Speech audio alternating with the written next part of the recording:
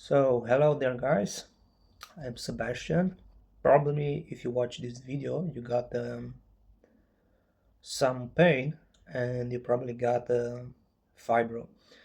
And excuse me if my language is not as clear as possible and maybe I have an accent why English is not my first language. So, just to tell you my story on a short note, I have fibro. I had 4 back surgeries because I think that back was my main problem, and I have 4 unnecessary back surgery because doctors could not find out that I actually have fibro. By the way, I have a book on that on Amazon, how I beat fibromyalgia with science. And this is gonna be a series of videos that I'm gonna make. And today episode I will speak about how um, how you can find out if you have fibro and why fibro appears. And let's be clear in this part. Fibro is something that first you must be sure there is not any another disease or problems like any autoimmune problem, like any spine problem, like any another disease. So first you might take a few blood tests to see if you don't have any other conditions, um, an MRI and another test. So once you get clear that there is not another problem, because fibro one is very similar to a lot of problems, and in another video probably I will speak about that. But for the so fibro appears for the next reason. I will explain in another video the mechanism of fibro, but the main idea is this: a chemical imbalance created by one, if you have some past trauma that is physic or psychic. In my case, the first surgery create this trauma. I had a lot of trauma before, but like there are stages in this centralization mechanism that I will explain in another video. So uh, traumas, if there is any kind of physic or psychic, usually the trauma that you had when you was younger until 25, until the brain develop.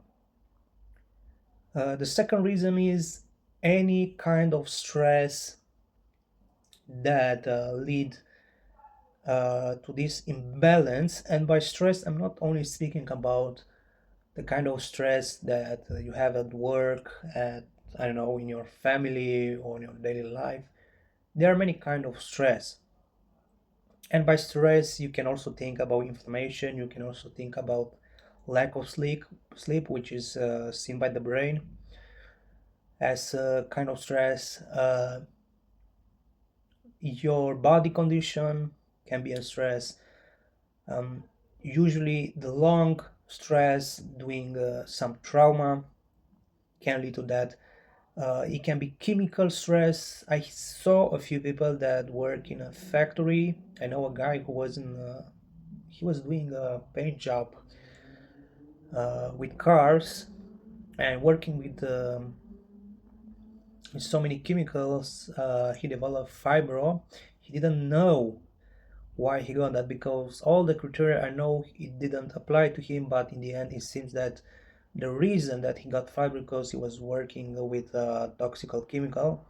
I know also guys that develop fibro after COVID. You might heard already about long COVID.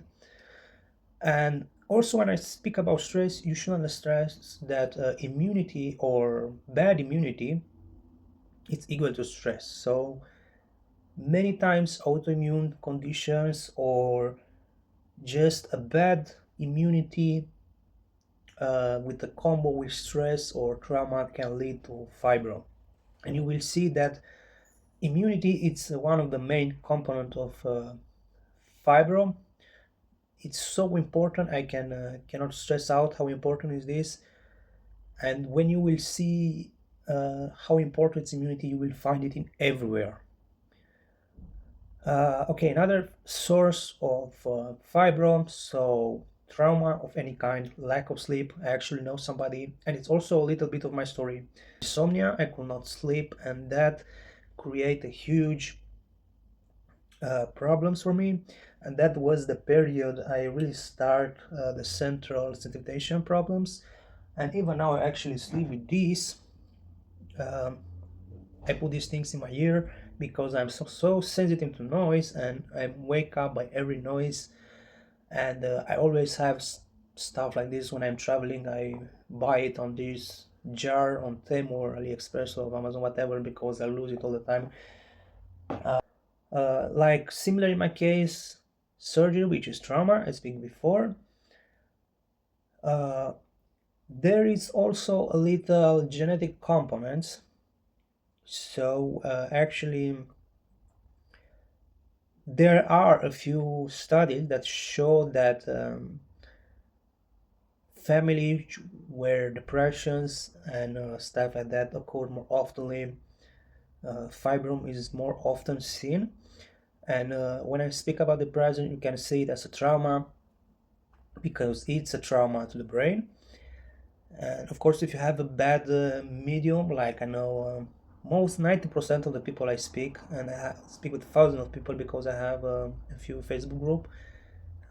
They are in my country, Romania, but I speak with many of them, and most of them had trauma.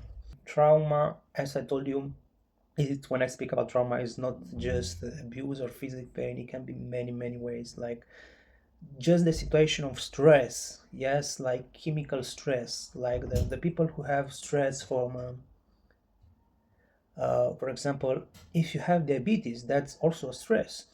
If you are all the time thinking about how I'm going to live without getting the money I need, maybe you have a financial stress, maybe you have a bad relationship, maybe you have some kids that created problems and stuff like that. Uh, that's stress. How you know if you got fibro? So there are a few stages of fibro, and the first one, you are sensitive, and which are very clear to me. You are sensitive to noise, like me, like you fall asleep not so easy, like the sounds are annoying, like the crowds with people are annoying, people annoying you very fast, like strong lights are annoying. You become sensitive in this process of sensitization very easy.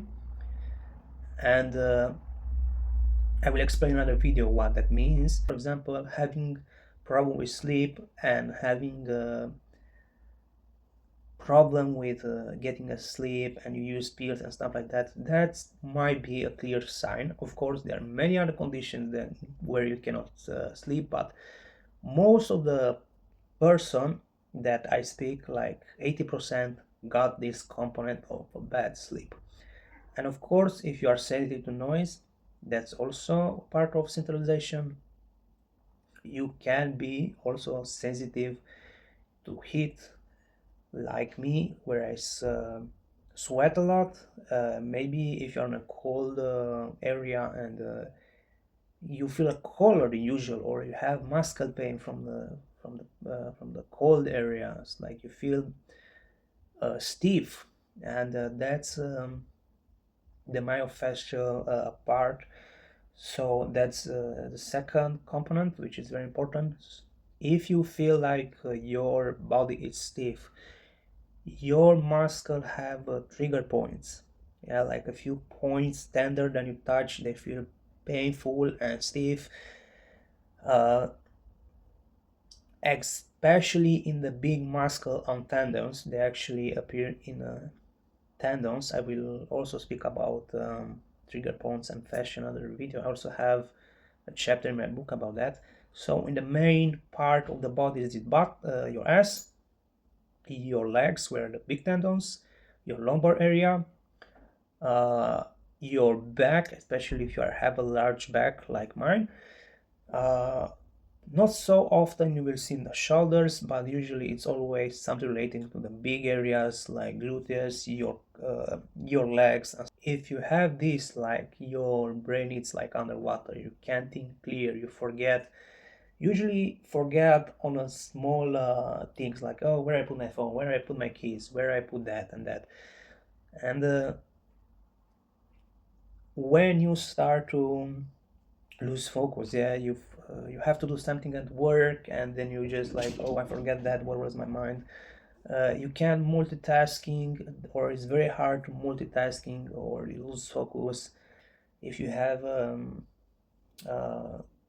I know a small shock, like somebody in your family die or something important happen, and you are stressful, and you just start to feel tender, and you feel like your body uh, it's so tender and sore. And there are also some specific tests for fibro, and I know when you go to a doctor and he's going to make that trigger point test when he press you a few areas, and if they are painful, uh, depending how much trigger points they are, he will tell you got fibro or not. And that's bullshit, because depending on how much you use your body, how you use it, what is your build, what is your jaw, what's your position, you might have more or less of these trigger points. Yes, not everybody got trigger points in their arms.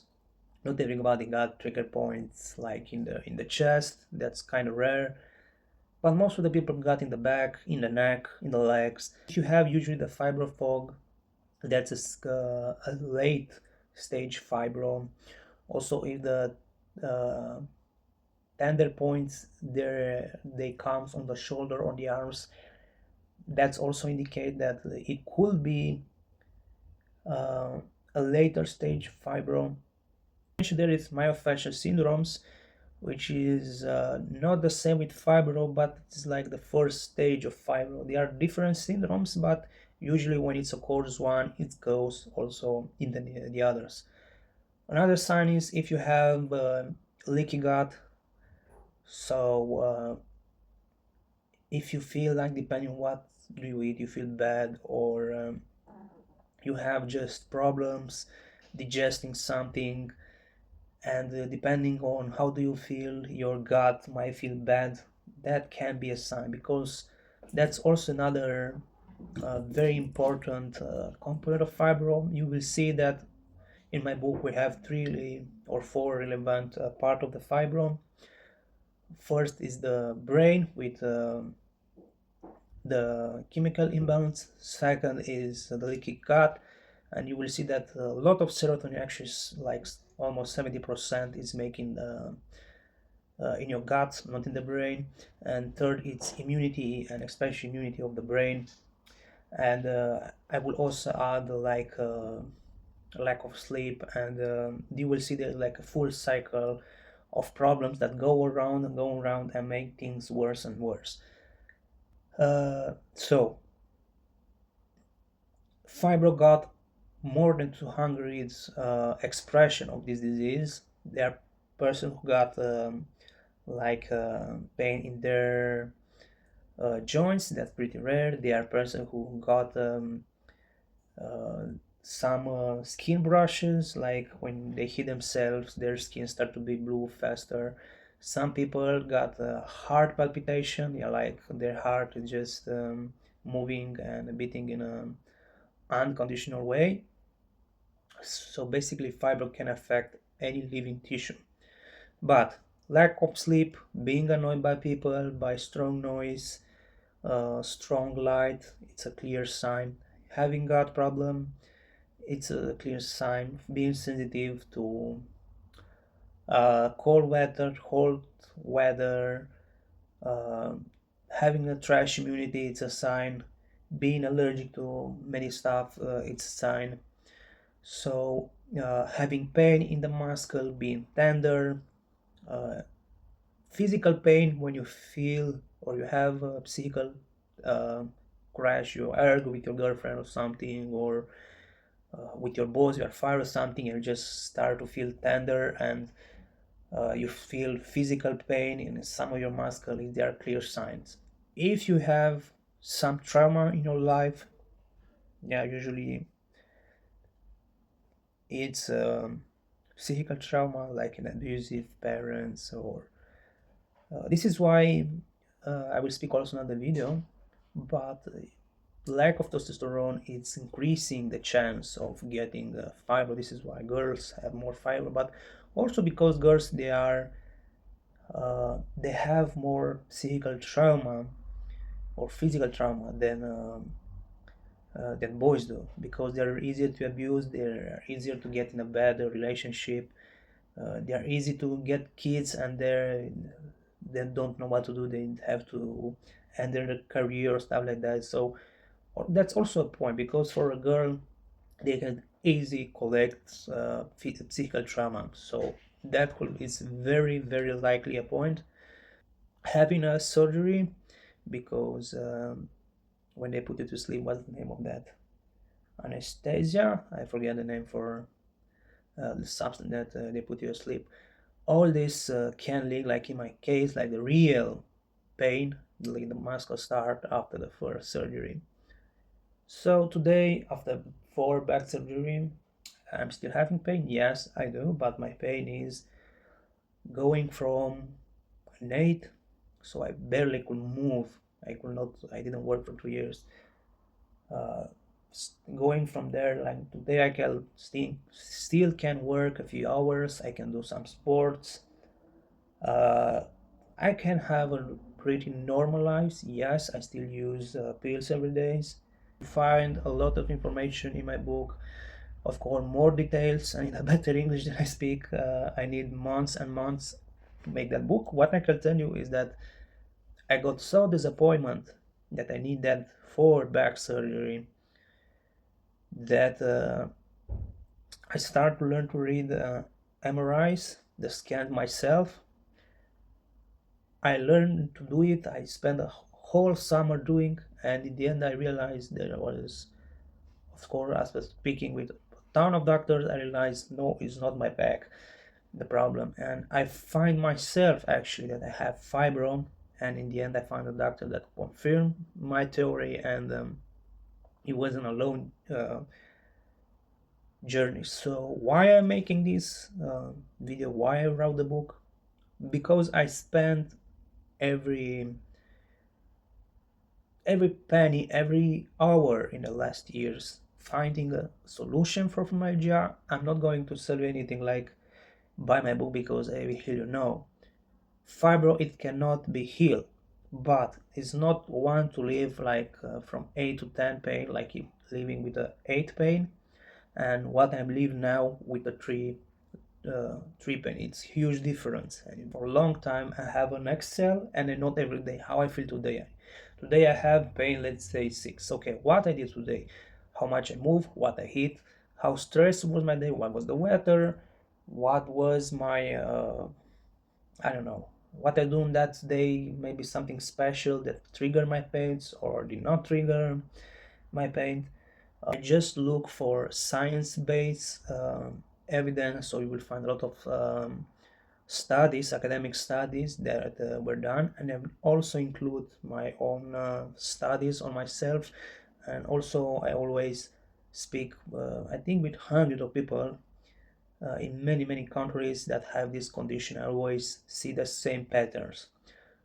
Fibro comes usually from imbalance, chemical imbalance created by stress, all kind of stress, physically, psychically, chemic stress, lack of sleep, working in bad environments.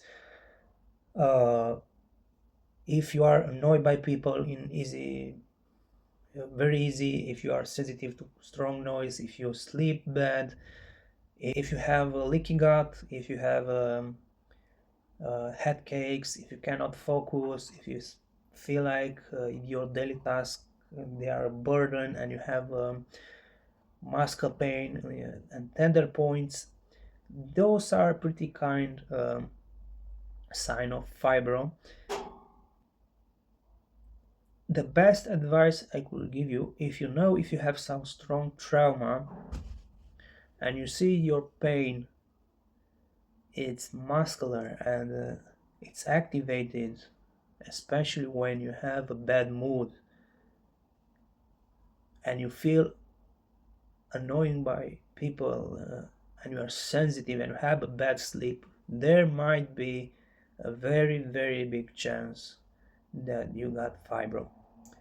And probably in the next episode, I will explain you the mechanism of fibro. I need to prepare myself because that's a complex topic. I don't want it to make it too complex. I just want to make you to understand what's the mechanism. Of course, you will find everything you need in my book. You can find in Amazon. So see you next time.